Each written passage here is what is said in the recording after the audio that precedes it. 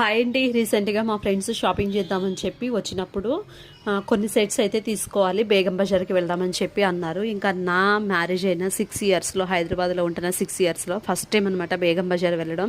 నాకు కొంచెం జ్యువెలరీ అంటే చాలా ఇష్టం అనమాట.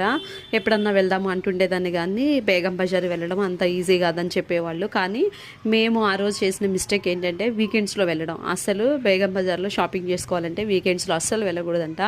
మండే అయితే చాలా ఫ్రీగా ఉంటుంది, షాప్కి ఎవ్వరు రారు అని చెప్పి షాప్ వాళ్ళే చెప్తున్నారు. ఎంత కలెక్షన్ ఉందంటే, మేము వెళ్ళిన షాప్ వచ్చేసి పాకిజా ఫ్యాషన్స్ అంట. ఇన్స్టాలో చూసి వచ్చారనమాట మా ఫ్రెండ్స్.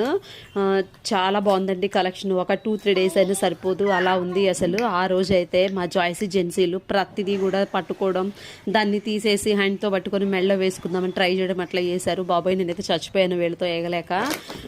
మేము ఆ రోజు ఈవినింగ్ 5-6 ఆ టైంలో అయితే స్టార్ట్ అయ్యామండి. నైట్ వచ్చేసరికి 12 అయిపోయింది. అసలు ఏం బేగం బజారో కానీ మామూలుగా లేదండి, అసలు చాలా రష్గా ఉంది.